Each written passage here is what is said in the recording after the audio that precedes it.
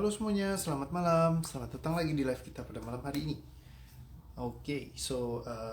Pengen ngebahas nanti tentang tema hari ini yang tadi pas lagi ketemu klien ya, ada satu yang penting banget nih yang aku temukan yang sering banget muncul di belakangan ini. Jadi nanti sambil nunggu teman-teman join dulu ya, sebentar ya. Yang di Facebook kayaknya udah bisa connect dan Instagram juga. Hopefully semuanya lancar ya, jadi bisa coba tes dulu, kasih komen ya biar tahu. Halo Kak Teresia, malam Civera, selamat datang semuanya. Email juga. Welcome back again. Ya, ada Kak Juanito Samuel. Halo, selamat malam juga. Kak Yusmika, selamat datang. Kak Jurna. Terus ada Pak Panji juga. Halo, welcome semuanya. Email, selamat datang. Welcome back semuanya. Kak Rizka, malam ko. Selamat malam juga. Welcome. Lancar kok, sip mantap. Selamat malam juga Pak Iwan. Halo semuanya, Kak Sinta, Kak Desi, selamat datang semuanya, welcome back. Selamat datang buat yang baru pertama kali datang dan buat yang teman-teman yang udah banyak yang udah sering mampir ya, terima kasih. Selamat malam juga Kak Yolanda, selamat datang. Kak Devi dan Kak Ranti, welcome semuanya. Ci Rachel juga, Kak Iki, selamat datang. Ya, jadi Kak Marta Putri, aku hadir ya coach ya, sama-sama, mantap, thank you. Jadi hari ini aku mau bahas tentang afirmasi ya, karena banyak banget belakangan yang masuk itu, aku nggak tahu kenapa pas orangnya itu udah pada sering afirmasi ya. Jadi dalam hati itu sering afirmasikan diri. Jadi afirmasi itu kayak mensugesti diri misalnya ya.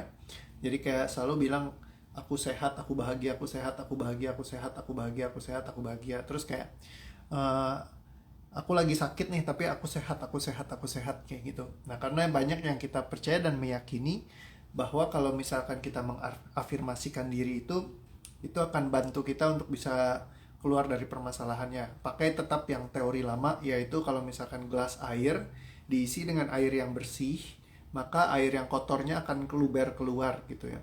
Nah, tapi seringkali justru dalam gelas kita itu berisi dengan batu-batu ya. Batu ini nggak akan bisa selesai kalau misalkan kita isi dengan air sebanyak apapun airnya ya. Jadi afirmasi itu seringkali masuk justru ke dalam mode denial dan juga mode pengharapan. Itu yang kalau pengalaman dari setiap ketemu klien, mode denial itu apa?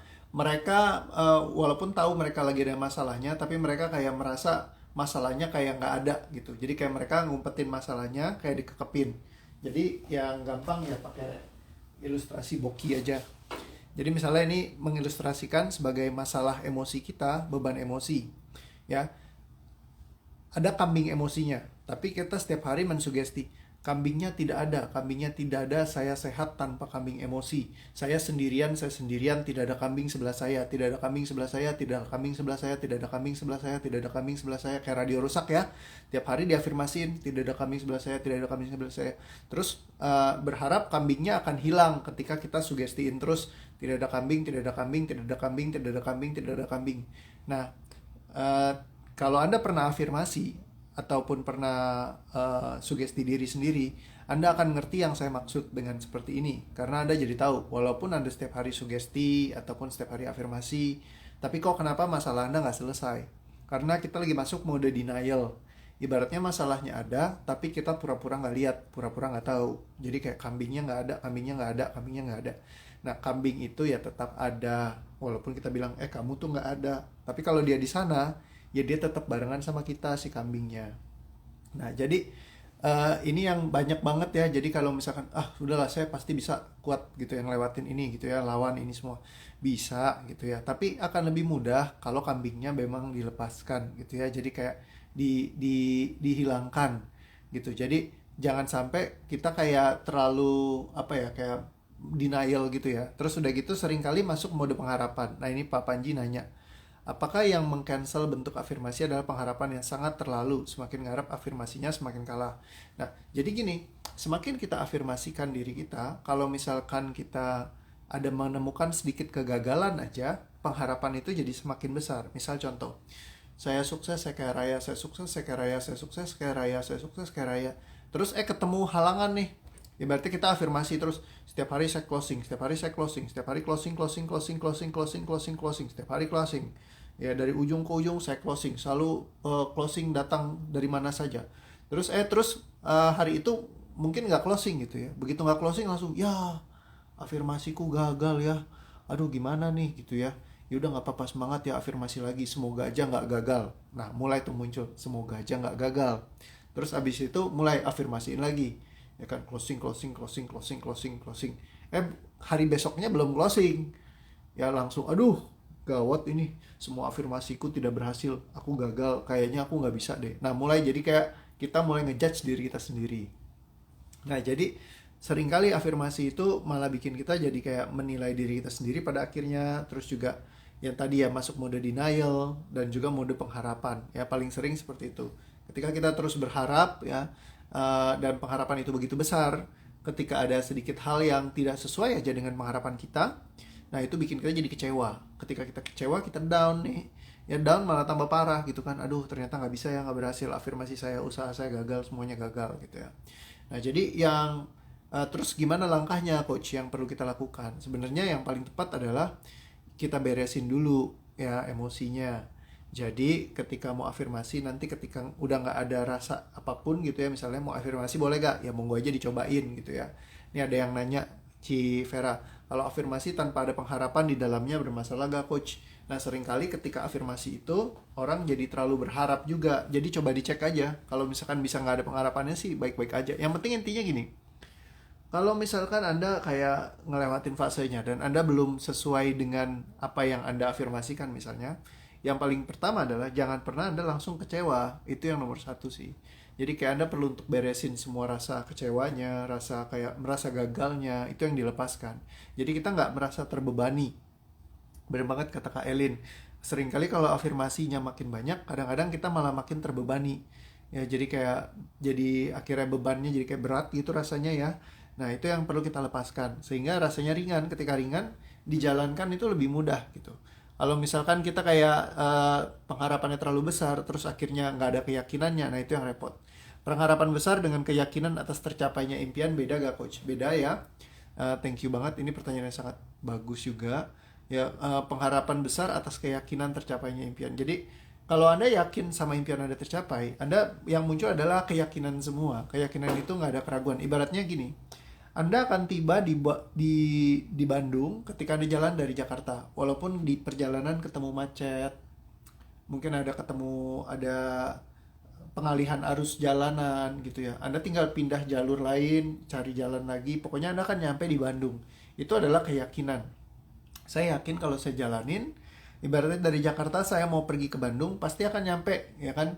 Tinggal soal waktu aja. Dan kalau di perjalanan ada kayak macet, apa segala macam, kita cari alternatif jalan yang bisa nyampe di sana.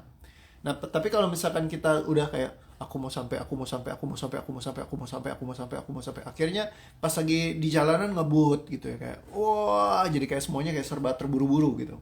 Nah, jadi kayak banyak sering yang kayak gini, misalnya kayak pengen sembuh ya sakit ini. Yang saya paling belakangan banyak handle orang-orang yang kayak kena anxiety ya. Itu rata-rata mereka ketika anxiety pengen cepet selesai, pengen cepet sembuh.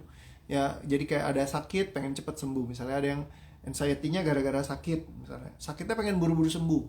Aku sembuh, aku sembuh, aku sembuh, aku sembuh, aku sembuh, aku sembuh, aku sembuh.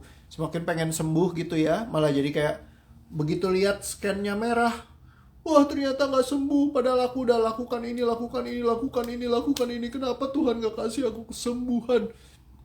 Malah tambah parah, ya karena terasa terbebani, gitu ya. Nah jadi ini situasional ya, jadi teman-teman nanti bisa dirasakan sendiri gitu ya di dalam diri, seperti apa yang Anda rasakan, karena setiap orang beda cara mereka menemukan energinya di dalam diri. Ini ada Civera bilang, saya tidak merasa terbebani kok kalau misalkan kayak ini. Oh ya nggak apa-apa kalau nggak merasa terbebani. Ya itu ya justru yang bagusnya seperti itu. Jadi kayak bergeraklah dari energi pilihan. Misalkan kalau bilang saya sukses, saya kaya, saya bahagia. Oke, terima kasih Tuhan atas semuanya. Nikmatin prosesnya. Jadi begitu ada kepentok dikit, Anda tahu apa yang harus lakukan, lepaskan, beresin semuanya.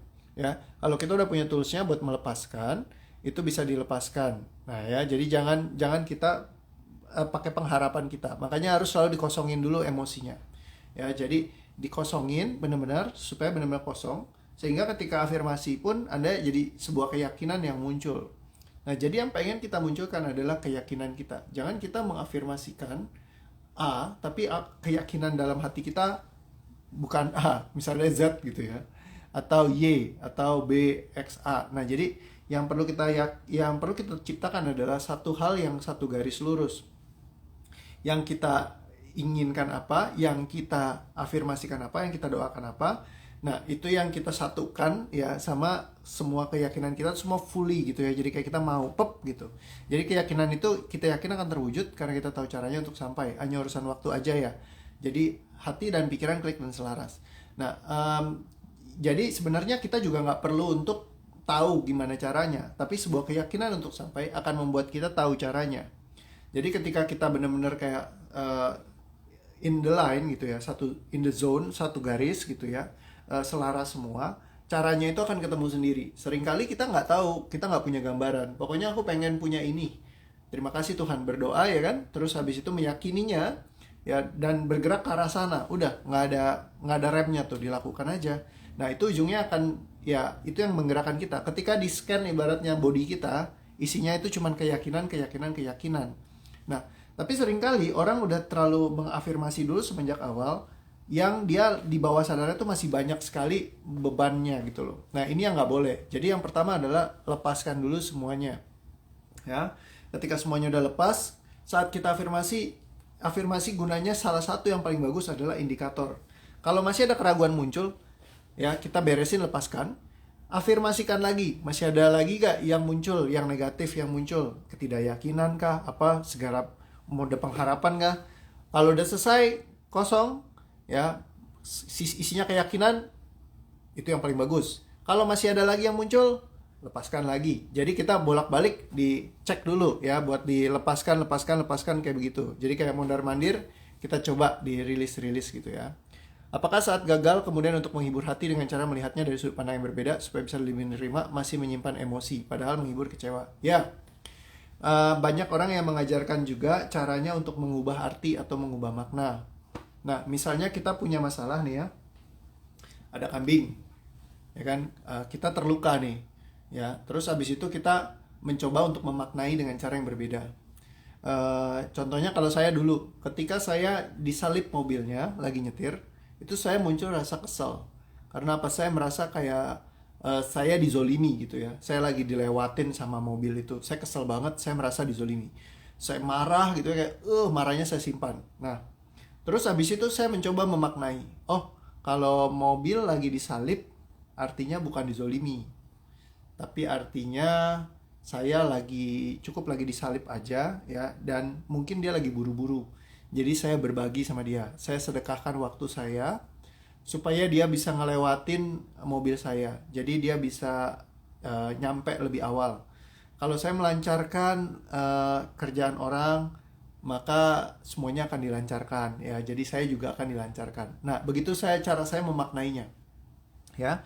Nah, jadi ketika saya maknai, akhirnya ketika saya ketemu kejadian itu lagi, setiap kali ada mobil yang lewatin, oh, lagi sedekah. Mobil lewatin, lagi sedekah. Mobil lewatin, lagi sedekah. Nah, tapi ternyata teman-teman, pas satu saat ada ibu-ibu, saya lagi antri, dilewatin sama ibu-ibu. Wah, meledak lagi saya. Rasa yang sama persis yang muncul dengan rasa yang itu. Nah, jadi teman-teman, itu sama kayak kita lagi kaburkan penglihatan kita. Ibaratnya kita punya rasanya sebenarnya, tapi kita pura-pura nggak lihat. Oh ya, orang itu dia nggak jolimin saya kok. Dia lagi buru-buru, jadi saya sedekahin aja waktu saya, gitu ya. Jadi padahal sebenarnya kita kesel, cuman nggak, ya kita maknain yang lain. Akhirnya keselnya nggak ada, nggak kelihatan ya. Triggernya kita rubah, ya. Nah, bisa nggak berfungsi? Bisa. Tapi pertanyaan saya, emosinya hilang atau tidak? Nah, jadi jawabannya adalah emosinya tetap di situ. Ya, karena waktu pas lagi saya kabur gitu ya, itu dia tetap ada di sana gitu ya. Jadi walaupun saya misalkan, oke, saya nggak marah karena saya lagi nggak dizolimin. Tapi begitu ada muncul rasa zolim, emosi itu langsung meledak lagi, duar gitu ya, keluar lagi. Nah, karena emosinya tetap ada. Jadi yang perlu kita lakukan langkahnya, bukannya mengubah maknanya saja, ya kan? Itu mungkin salah satu alternatif yang bisa dilakukan, itu karena mengalihkan sementara. Ya betul banget, Cinoviana. Jadi kita yang perlu kita lakukan adalah justru mengeluarkan exit ya, semua emosi terkait dengan itu. Sehingga amit-amit dilewatin lagi sama mobil pun nggak ada pemaknaan apa-apa, nggak ada rasa apa-apa, kita nggak merasa terzolimi. Coba di antara Anda ini, banyak kayak yang dilewatin mobilnya Anda bodo amat.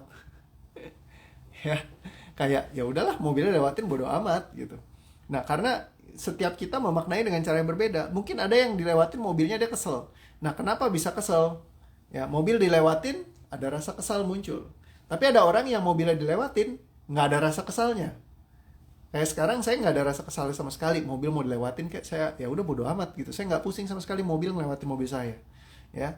Nah, tapi ada orang yang begitu mobilnya dilewatin tuh kayak emosi meledak langsung muncul kambingnya. Nah, kambingnya ini sebenarnya nggak perlu ada gitu loh. Ketika dilepaskan dia hilang total. Mau dibalap gimana pun juga nggak ada rasanya lagi sama sekali. Nah, itu momen yang kita ibaratnya ya baterai emosinya dibuang. Ketika baterai emosinya kita buang-buangin, nggak ada lagi emosi yang nge-trigger kita gitu loh. Jadi kayak makin lama makin kosong gitu ya. Berapa lama coach? Saya juga nggak tahu karena setiap orang kan punya banyak peristiwa gitu kan yang ada dalam dirinya yang jadi trigger-triggernya dia masing-masing, dan setiap itu bawa energinya sendiri. Nah, itu yang perlu dilepas-lepaskan sehingga lama-lama hilang, kita jadi tenang ya. Misalkan hari itu kita ngeberesin tentang trigger marah kita karena dizolimi orang, ya udah dia akan hilang rasanya, jadi tenang-tenang aja. Kalaupun dizolimi, Anda akan marah gak? Ya mungkin biasa aja, cuman Anda lebih kayak bagaimana caranya supaya dia nggak ngezolimin lagi. Lebih ke arah cari fokus, cari solusinya. Misalnya seperti itu ya. Ada yang bilang, aku kalau nyalip balik karena kesel. Ya jadi kalau ada orang nyalip, harus nyalip balik. Nah itu kan berarti begitu ada orang nyalip, shoot langsung. Aku harus nyalip balik nih, gitu. Keluar muncul rasanya.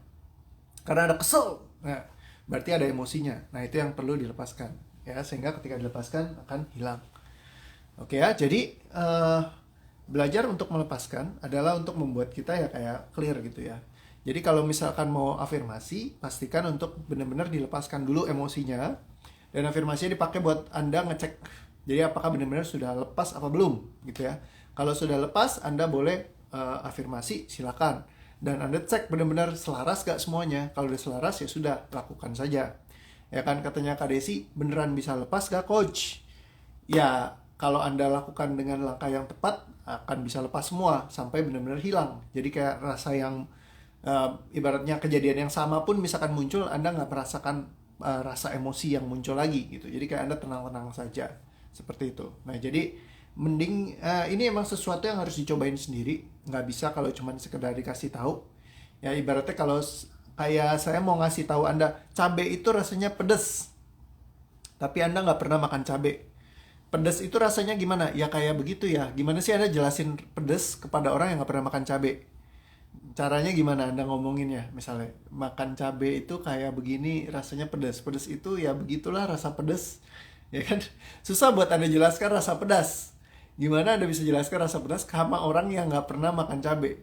Lidahnya tuh kayak panas, perih, kayak kebakar gitu ya. Misalnya, gimana Anda bisa jelasin ya? Lebih gampang kan, ya udah kamu cobain aja sendiri gitu rasa pedas tuh kayak apa. Jadi baru tahu gitu ya. Nah jadi kurang lebih seperti itu teman-teman. So hopefully ini bisa jadi satu pembelajaran buat teman-teman. Jadi pengharapan yang terlalu besar itu seringkali muncul dari afirmasi yang dimana diri kita belum diselesaikan dari dalam hatinya. Jadi kita beresin dulu sehingga ketika kita mau afirmasi bisa oke gitu ya. Berapa lama kata Kak Naomi emosi bisa hilang? Apa tergantung dari daya menghilangkan masing-masing orang atau gimana? Menghilangkan emosi itu cepat ya, cuman biasanya emosinya orang itu banyak ya. Jadi setiap orang punya emosinya mungkin bukan cuma 1, 2, 3, tapi emosinya tuh banyak. Melepaskannya hanya hitungan menit saja dan detik ya bahkan. Cuma kadang-kadang ada temanya banyak berbeda-beda. Nah itu yang ya tema kehidupan kita kan banyak ya. Kita hidup puluhan tahun. Yang ngelepasin cuma hitungan detik. Tapi kalau puluhan tahun ada puluhan emosi, ya Anda perlu beresin semuanya satu-satu gitu ya, dikit-dikit dicicil kayak gitu. Oke ya, aku ngerasain juga akhirnya paham katanya Kak Via. Yes, mantap. Oke ya, jadi perlu untuk bisa ngerasakan dulu makan cabenya biar ngerasain pedas, betul sekali. Jadi kita perlu untuk ngerasain langsung. Sudah coba melepaskan dan membayangi kembali emosinya tidak emosi. Tapi kalau orang yang ngulangin lagi emosi muncul. Apakah emosi belum lepas atau gimana? Ya, berarti itu ada trigger emosi yang ibaratnya kalau baterainya itu belum semuanya diselesaikan, itu perlu dilepaskan gitu ya. Ini katanya Kak Anggi sharing nih, tadi pagi tiba-tiba kerabu aku hilang. Kerabu apa ya? Karena udah punya DOE, aku praktekkan langsung, ya sudahlah, masa bodoh kalau nggak hilang rezeki. nggak lama kerabunya hilang sampai nggak percaya padahal udah cari kemana-mana tapi nggak nemu. Maksudnya gimana sih? Kerabu apa ya? Sorry aku nggak tahu soalnya kak. Tapi thank you buat sharingnya. Jadi ketika udah dilepaskan ya sudah nggak pusing lagi gitu ya. Katanya Kak Karlia tadi ada kecemasan, setelah dilepaskan jadi lega. Suami juga tenang mau ujian besok, sip mantap. Maaf mau tanya keluar topik, itu kacamatanya ada lensanya gak? Nggak ada ya, ini kacamata buat syuting. Jadi kacamatanya cuma buat apa? Keren-kerenan aja. Yang penting kelihatan lebih lebih rapi ya. Karena kalau nggak, kalau dibuka saya kayak orang kurang tidur. Oke ya, sip mantap. Kerabu itu anting. Oh oke, siap, terima kasih. Baru tahu saya. Thank you. Ya, jadi seperti itu. Oke, so teman-teman kurang lebih itu. Ya, jadi kalau misalkan Anda punya emosi, dilepaskan dulu. Baru kalau misalkan Anda mau afirmasi setelahnya. Jangan Anda afirmasi dulu, tapi emosinya belum diberesin. Ya, sehingga benar-benar ringan. Ketika ringan, jadi lebih mudah untuk Anda memiliki sebuah keyakinan utuh untuk Anda mewujudkan setiap impian Anda. Seperti itu ya. Oke, dan semua hal yang di dalam diri Anda terkait dengan hal ini, semua yang tidak mengizinkan Anda untuk menggunakan semua kebijaksanaan yang Anda dapatkan dari kisah ini, semua yang menghalanginya, semua diterima, diikhlaskan, dicabut, dibatalkan, tidak katakan, dilepaskan, tarik nafas pelan, terima, ikhlaskan, dan lepaskan, hembuskan perlahan. Oke, dan kapanpun Anda ketika mengafirmasikan diri, Anda memiliki rasa-rasa tertentu, dan Anda tetap sibuk mengafirmasikan diri Anda tanpa Anda memiliki kesadaran untuk menyelesaikan emosinya dulu. Semua pemikiran, semua program masa lalu yang ada untuk menutupi permasalahan sesungguhnya dengan afirmasi, semua program itu dicabut, dibatalkan, tidak katakan, dilepaskan. Tarik nafas pelan, terima, ikhlaskan, dan lepaskan. Hembuskan perlahan.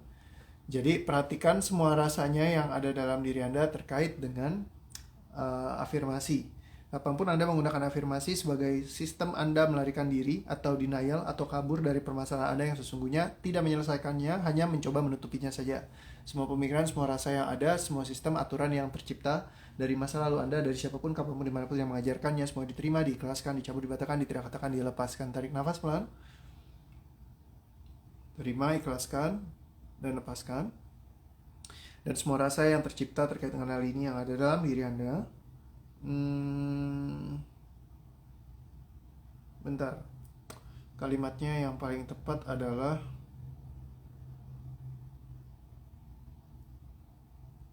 apa hal yang di dalam diri Anda yang Anda larikan dengan Anda melakukan afirmasi?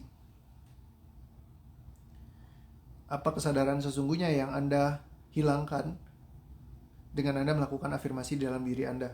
Semua rasa pemikiran yang ada terkait dengannya yang ada di dalam tubuh fisik Anda, semua diterima, diikhlaskan, dicabut, dibatalkan, tidak katakan, dilepaskan. Tarik nafas pelan. Terima, ikhlaskan, dan lepaskan, hembuskan. Dan semua rasa yang tersisa terkait dengan hal ini, semuanya dicabut, dibatalkan, tidak katakan, dilepaskan. Tarik nafas pelan. Terima, ikhlaskan, dan lepaskan. Oke sip, terima kasih semuanya, have fun ya, sampai ketemu lagi besok, kita live lagi di ya jam yang kurang lebih mungkin sama atau geser-geser dikit ya, karena lagi masih masa-masa kuliah ya, jadi seperti itu. Dan besok saya vaksin, jadi mungkin kalau ada perubahan jadwalnya ya ya yang ketemu aja lah, jodoh-jodohan ya. Nggak usah nungguin, nggak apa-apa, nonton yang tayang ulang juga nggak apa-apa kok ya. Thank you semuanya, have fun selalu. Makin seru lagi ya, jadi di bawah seru. Afirmasi itu masuk dalam pengharapan ya kok, nggak selalu kak, tapi bisa masuk dalam mode pengharapan, jadi seperti itu. Ada yang mau nanya umurnya berapa? Umur saya sekarang 37, mau 38 ya. Terima kasih semuanya, sampai ketemu, see you again, bye bye, love you all, dah, sehat selalu, oke.